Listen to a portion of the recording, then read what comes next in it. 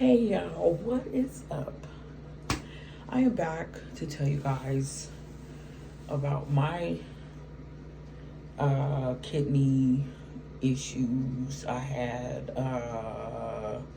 This was some years ago. Okay, so I just got done watching Us Outsiders a little bit. I hope you watched the video. Okay, so I'm gonna tell you about my experience because hopefully this will help. Hopefully you take a little bit of advice from what I'm about to tell you. I'm sorry about the fan in the background, but yes, I'm sitting in the bathroom. Okay, so I was under a lot of stress. I'm talking about a whole lot of stress, and I am very chunky girl, and I wasn't taking care of myself. I was married at the time, but okay, I was married and I was taking care of my husband. Okay, and it's not going to be a long drawn out story. Just maybe a few minutes, so just bear with me. Okay. So, I hope I get all these details right, so I don't leave anything out. After I left him, I started experiencing, before I left him, I had a kidney infection and I had a UTI.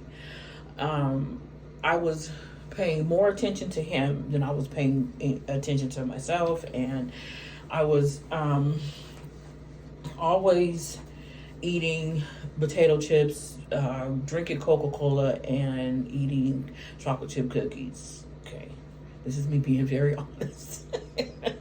So I was not taking care of myself. Plus I had 3 kids who were middle school, high school at the time. And being a mom, being a wife, it was a lot on me. My husband at the time, he had hypothyroidism. I don't know what that's like. I can't really give you the definition of that, but it was so extensive. He ended up in hospital a lot. He was always sick. He was functioning on 1 kidney. So all the self-care that I should have been doing for myself, I was putting it on him and making sure he was okay. And then he had 1 kidney, and he ended up in dialysis behind all of that. So I started feeling extremely horrible, and I was barely drinking any water.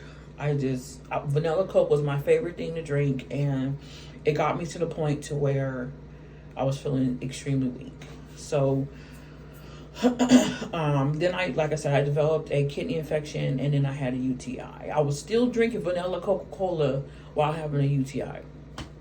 And I got to the point in my life where I was like, this has got to change because I was feeling so sick. Okay.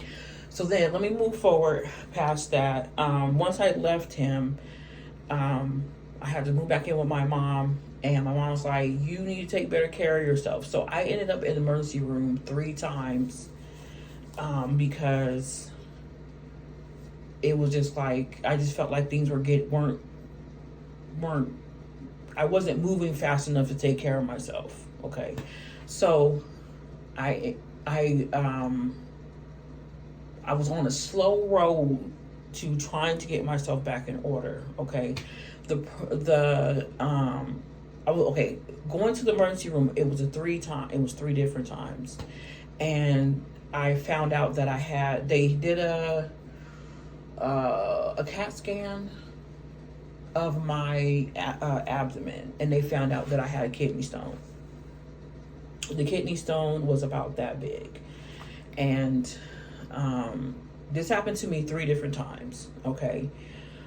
So it just was building up and building up and building up. So what they did was I had to have, and I'm just going to tell you the extent of this because this might give you some clearer picture of what I had to go through. Okay. So I wasn't opened up or nothing like that. Everything was done through my urethra tube. Okay. or going inside, yeah, up through my urethra tube. Okay, so they did what was called a blasting procedure. 3 different times I had to have this done, because it was like once one would heal up, another one came back, that was healed up, and another one came back. So they're like, you're still not drinking enough water. So with this blasting procedure, because I wasn't going to the bathroom enough, I wasn't emptying my bladder enough, they put this stent in up through my urethra tube, going up this direction, laying on my left side, I want to say. It could be the right, but I'm not sure which one. It was hard. It was so hard for me, and I could feel where they put that stent up. Okay, and I was asleep. Excuse me. I was asleep through that process, because they said with the blasting procedure, it blasts your the patient's body like to a certain pressure. Okay, I'm telling you what I went through. Hopefully hopefully your procedure is not so hard or crazy, because mine was like, hell no. So I would sleep. They put me to sleep through the surgical procedure. They put me to sleep through the blasting procedure. I was under like heavy anesthesia, and they put a stent up through my urethra tube. Now, the most craziest stuff they did, okay, was come time for the stent to come out, which was a very long thin tube. I saw it too, and I was like, what? They wanted me woke during the removal of the stent itself, and I was like, oh my goodness. So I'm not going to tell you what they did and how they removed the stent, but I was woke through that part of the procedure, and I was like, you gotta be kidding me right now, right? So that was just like a normal, like, I had to have pain medication in my system, let's say like 20 minutes before, so I could kind of be numb to that procedure part. But it still took a little while for that pain medication to kick in, and I still sort of felt what they did to me. Okay, I wasn't scared, nothing like that, but yes, I was nervous. So then after that procedure was done, I was told, you need to up your water intake to 2 liters a day. I was like, honestly, I don't even know if a person can consume that much water in a day. Now, I do sometimes drink close to it, but not 2 liters. Okay, so it's so easy to say, oh, take care of yourself, take care of yourself, take care of yourself. It's easy to say take care of yourself, and it's harder to do. And you're thinking, okay, I'll be okay if I don't drink no water.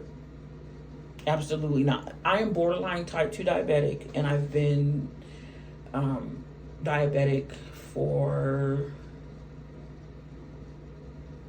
I want to say 6 years, I think. I was on metformin for a little while, and I was able to come off of metformin. I put myself back on metformin only because I just wanted to make sure that my A1C was, dropping down. So I know how we feel. It's like you think you're doing okay, you think I'm headed in the right direction, and then snap, like anything could change for your health, and you're hit like a ton of bricks. So when I say I get it, it's what I want to say, it's like I'm struggling with dropping my weight right now. So I want to say I get it when people say it's hard to lose weight. It's harder for me to lose weight because I have a lot of mobility issues. I have bad knees. I have a bad back. My pelvic bone is tilted like this. So I applaud Red because she's on the Weight No More journey with Red doing her thing. Girl, I applaud you, because I'm not bedridden. I'm not confined to a wheelchair, nothing like that. It's just I have no cartilage in my knees. So basically, like right now, I'm bone on bone. So I need to get into the pool so I can do my thing. And I'm headed there.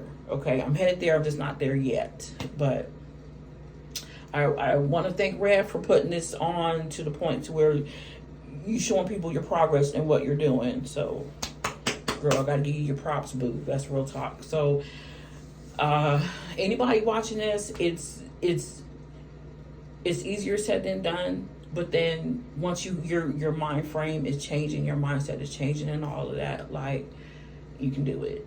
I'm gonna get there. I'm doing it. So, mine is just a little tougher, but I'm trying my best to maintain the my changing my way of thinking. So, but that being said, y'all, hope you guys enjoy this video. Make sure you comment down below and subscribe to my channel. And hopefully I get to start going and doing my swimming soon, and then I will be posting that up here as well.